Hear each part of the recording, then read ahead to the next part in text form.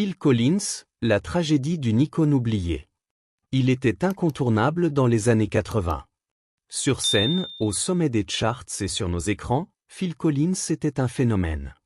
Se tenant aux côtés de géants comme Michael Jackson et Paul McCartney, il est l'un des rares artistes à avoir vendu plus de 200 millions de disques, que ce soit en solo ou avec son groupe Genesis. Mais aujourd'hui, à l'approche de ses 75 ans, l'icône de la musique mène une existence que peu auraient pu imaginer et que beaucoup jugent cruellement triste. De la rage silencieuse d'un divorce douloureux à un corps déclinant, Collins n'a jamais caché sa douleur. Dans ses mémoires, Not Dead Yet, il est revenu sur les tourments émotionnels, les mariages brisés, les moqueries publiques et les déclins physiques avancés qui ont jalonné son parcours. Autrefois roi de Top of the Pop, il se produit maintenant assis, à peine capable de tenir un micro. Que s'est-il passé pour Phil Collins et pourquoi est-il devenu la légende musicale la plus oubliée? Voici l'histoire tragique de la manière dont l'un des musiciens les plus célébrés au monde s'est effacé dans une tristesse silencieuse. Le cœur brisé derrière le succès. L'une des performances les plus emblématiques de Phil Collins se déroula sur le plateau de l'émission britannique Top of the Pop. Peu de gens avaient compris le message discret qui se cachait derrière sa musique. Tandis qu'il chantait In the Air Tonight, un pot de peinture dégoulinait lentement à ses côtés. Ce n'était pas un simple accessoire de scène. Pour Collins, c'était un acte de vengeance mesuré, destiné à atteindre son ex-femme Andrea Bertorelli, qu'il avait quittée pour un peintre en bâtiment. Un décorateur pour être exact, mais aux yeux de Collins, juste un peintre. Il savait qu'Andrea regarderait l'émission comme des millions d'autres à travers le Royaume-Uni, et il n'avait jamais autant réfléchi à une performance télévisée que cette nuit-là. Top of the Pop n'était pas une scène ordinaire, c'était l'émission réservée à ceux qui atteignaient le sommet des charts. Pour Collins, c'était le moment parfait pour montrer la profondeur de sa douleur et envoyer un message très public. Leur divorce avait été terrible, et de ce chagrin était née l'une de ses plus grandes chansons. Cette mélodie obsédante était chargée de colère, de tristesse et de trahison non résolue. Avec le temps, Andrea l'accusera d'avoir utilisé cette performance pour l'humilier à la télévision nationale, une accusation qu'il n'a jamais niée. Au contraire, il l'évoque à nouveau dans ses mémoires, le titre Not Dead Yet se révélant ironique pour un artiste marqué par une vie alternant lumière et ténèbres, triomphe et souffrance. Une place à part parmi les légendes de la musique. Avec une richesse estimée entre 147 et 203 millions d'euros, Phil Collins a bâti l'une des plus grandes fortunes de l'industrie. Son succès n'est pas si surprenant quand on sait qu'il est l'un des 3 seuls artistes de l'histoire, aux côtés de Paul McCartney et Michael Jackson, à avoir vendu plus de 100 millions d'albums en tant qu'artiste solo et en tant que membre d'un groupe. Ce groupe, c'était bien sûr Genesis, d'où sont sorties certaines des chansons les plus marquantes de toute une époque. Cependant, parmi ces 3 légendes, c'est Collins qui est souvent laissé de côté. Malgré un succès phénoménal, il est devenu paradoxalement le moins cité. Il fut un temps où Collins s'est rendu personnellement au ranch de Michael Jackson, Neverland, pour lui remettre un prix célébrant les 10 ans de l'album Thriller. Jackson n'y était pas, mais ce geste symbolisait le respect mutuel entre 2 superpuissances de la pop. Peu de gens savent que Collins a également joué de la batterie sur We Are the World, le single caritatif pour l'Éthiopie, ou qu'il a prêté ses talents à Do They Know It's Christmas, l'hymne fondateur de la lutte contre la famine. Tout semblait cordial entre Collins et Jackson jusqu'en 1991, quand ce dernier sortit l'album Dangerous. Parmi les titres, Black or White fut salué pour sa chorégraphie et sa créativité visuelle. Mais quelques semaines plus tard, Genesis sortit la vidéo de He Can Dance, un pastiche que de nombreux fans de Jackson crurent se moquer des mouvements iconiques du King of Pop. Le retour de bâton fut immédiat et Phil Collins se retrouva sous le feu des critiques du monde entier. Sa popularité commença à décliner. L'humour avait un prix. Mais le plus douloureux n'est peut-être pas venu de Jackson, mais de Paul McCartney. Leur brouille remonte à 2002 et trouve son origine dans un moment qui n'a jamais quitté la mémoire de Collins.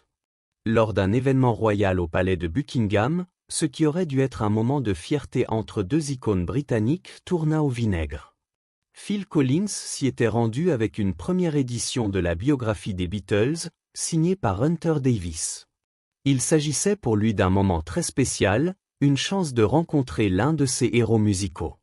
Quand il aborda Paul McCartney pour lui demander un autographe, ce dernier, réputé pour son attitude distante, jeta un œil au livre et aurait répondu en souriant « Oh, regarde le petit Phil, c'est un fan des Beatles ».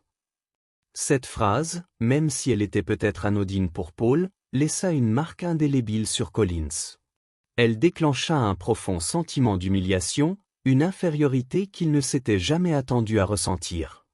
Cela brisa l'image idéale qu'il avait de McCartney et fut à l'origine d'une rancune qui dura plus de 20 ans.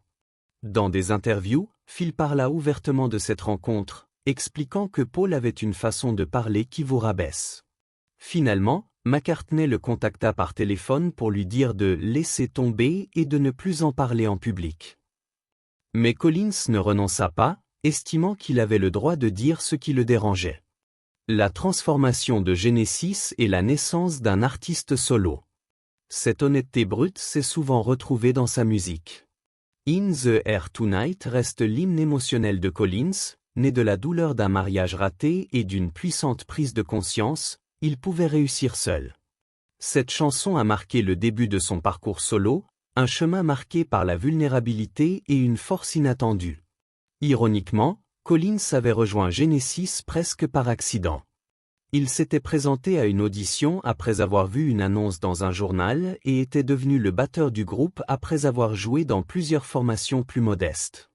Pendant des années, il resta en retrait, jouant des percussions et chantant en chœur tandis que Peter Gabriel dominait la scène avec son charisme spectaculaire. L'orientation rock progressive de Gabriel définissait le son initial de Genesis et lorsque ce dernier décida de quitter le groupe, peu crurent qu'il survivrait. Collins n'était même pas le premier choix pour le remplacer en tant que chanteur principal. Mais après avoir auditionné plusieurs candidats, le groupe se tourna finalement vers lui. Au début, les fans se montraient sceptiques. Mais tout changea avec la sortie de A Trick of the Tail en 1976, un album qui fut à la fois une percée critique et commerciale. Rolling Stone le résuma ainsi, Genesis a réussi à transformer ce qui aurait pu être une catastrophe, le départ de Peter Gabriel, en leur première vraie percée américaine. Ainsi naquit le deuxième chapitre de Genesis. L'ère initiale du groupe reposait sur un rock progressif théâtral. Cette nouvelle phase menée par Phil Collins se dirigea vers un son pop-rock plus accessible. Cette transformation allait non seulement redéfinir le groupe, mais aussi en faire l'un des groupes les plus vendus et influents de tous les temps. L'album Duke marque le moment précis de cette transition, le pont entre les époques Gabriel et Collins. Mais pour Phil Collins, cela eut un prix personnel. À cette époque, son mariage avec Andrea Bertorelli commençait à se défaire. Les deux s'étaient rencontrés à l'école d'art et s'étaient mariés en 1975, juste au moment où Phil prenait son nouvel élan avec Genesis. Mais la célébrité, les tournées à répétition et le chaos du star system du rock ont pesé lourd. Un jour, alors qu'il était en tournée, Andrea fit ses valises, quitta la maison en emmenant leurs enfants, et s'installa dans un autre état. Dévasté, Collins sombra dans la dépression, mais comme il l'a souvent fait, il transforma sa douleur en musique. Seul chez lui, assis au clavier, il laissa s'exprimer ses émotions, et de ce chagrin naquit In the Air Tonight. Quand il présenta la chanson à Genesis, Tony Banks la rejeta, la trouvant inachevée. Pour Phil, c'était profondément personnel. Ce refus fut le déclic. Il reprit la chanson ainsi que d'autres titres pour composer son premier album solo, Face Value. Sorti en 1981, ce disque fit sensation. Les fans adorèrent, mais Andrea fut furieuse, d'autant plus quand Phil interpréta la chanson à la télévision, assis à côté d'un pot de peinture dégoulinant. Une vie personnelle en plein chaos. Finalement, la colère s'estompa et Phil retrouva l'amour, cette fois avec Jill Tavelman.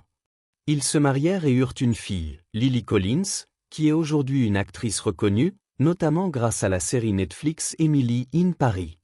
Phil écrivit pour elle la chanson You'll Be in My Yacht pour le film d'animation Tarzan de Disney, qui remporta un Oscar et un Golden Globe.